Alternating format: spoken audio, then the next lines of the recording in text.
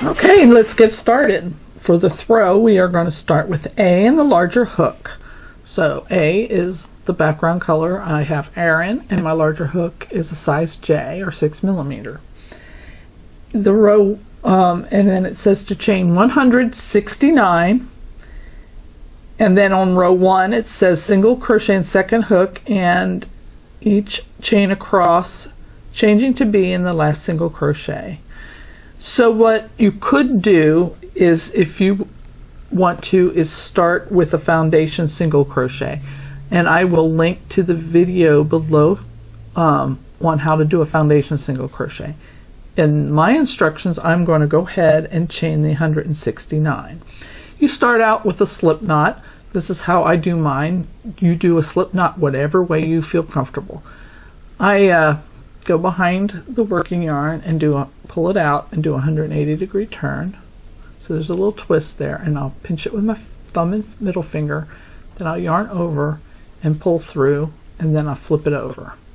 And that is my slip knot. I can tighten that and use it as a knot, or leave it loose and make it a chain. I am going to tighten it in this case as a knot. Okay, and now I'm going to chain 169 chains. And a chain, when you do that, you want to hold on to that knot, then you yarn over and draw it through, just like so. And I have a video on how to wrap your tension around your hand, and of course there's different ways of doing that, different ways of holding your hook, and whatever way is comfortable for you. So I'm going to just make my chain of 169, and I'm going to pause it, and you go ahead and make your chain here as well. Okay, I got to my 169 chains here, and row 1, which is right side, we single crochet in the second chain from the hook and in each chain across. So I just go into the top loop, because there is going to be a border placed on this, so I don't think we need to do the back bump in this one. And you just simply single crochet across the row. Another thing I'm going to do is, because it says this is the right side, after making a few stitches, I am going to put a stitch marker through the front of one of these single crochet stitches I just made, just to mark that this is the right side of the blanket.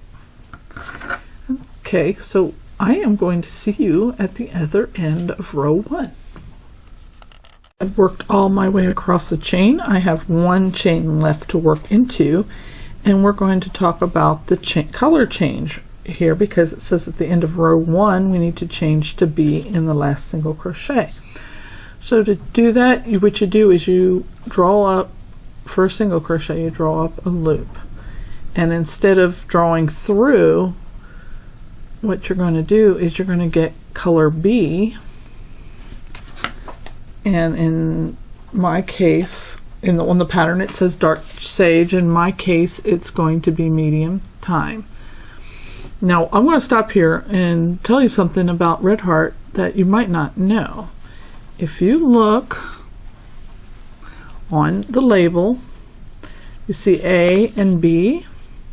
Well, that tells you what you need to do is, on the side of A, you pull that tail out and wrap it around and tuck it under the label. And then on B, this is the end your tail is that you're going to be working from. So you pull out, I pull out a few yards at a time. Okay, and then the way they say to do it is you would do that, and you would just keep continuing to crochet, but you're going to need to cut the Aran yarn. So this is how I do it. Okay, I am going to finish that last single crochet and pull up a loop just a couple inches. You'll need maybe 5 inches so that you can hide the tail later. Cut it off and pull it all the way through. This will also keep it from unraveling later. So you want to, this is how I do it. I pull the loop all the way through, and then I put my hook back through the 2 loops in that last single crochet with the yarn I pulled through behind it, and I grab my new color. Make sure you leave a long enough tail to hide later, and draw through 2, just like so, and then you continue. So for row 2, using color B, we're going to chain 3. So 1, closer, 2, 3, and of course at the end of row 1 it says to turn, but I like to do my chain first and then turn.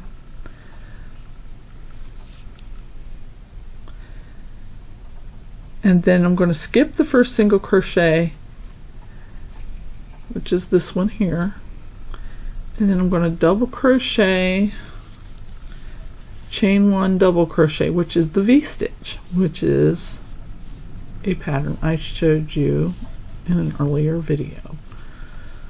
So double crochet, chain 1, double crochet, and this is what it should look like so far. And I have my tails coming out to the wrong side, so if you have all your tails on the same side, you'll be able to find them when you go to hide them later.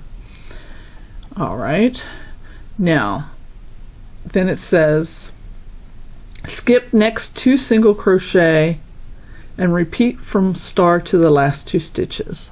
So you skip 2, V-stitch, so it's double crochet, chain 1, double crochet, skip 2, double crochet is yarn over, insert the hook, draw up a loop, yarn over, draw through 2, yarn over, draw through 2, then you chain 1, yarn over, insert the hook in the same stitch, draw up a loop, yarn over, draw through 2, draw through 2. So you do this all the way across, skipping 2 between every V-stitch until you have 2 stitches left. So I'm going to pause it here, and I'll give you time to work all the way across, and you pause it too, and we'll see at the other end. Okay, I've worked my way all the way across, and it says to the last 2, well, there's actually going to be last 4 because you skip 2. And at the end of row 2 it says double crochet, chain 1, double crochet in the next single crochet, and double crochet in the last single crochet, changing to C. So I'm going to make my V-stitch, double crochet, chain 1, double crochet, and double crochet in the last single crochet, and we're going to change to C. It's just the same way we did in the single crochet changing colors. I'm going to pull that tail through those last 2 loops and then put them back on the hook, and then we're going to get color C is carrot, C for carrot, and again you pull the tail out of the one end, wrap it around, and get your yarn started from the other end. I'll pull out a few yards so I can work with it.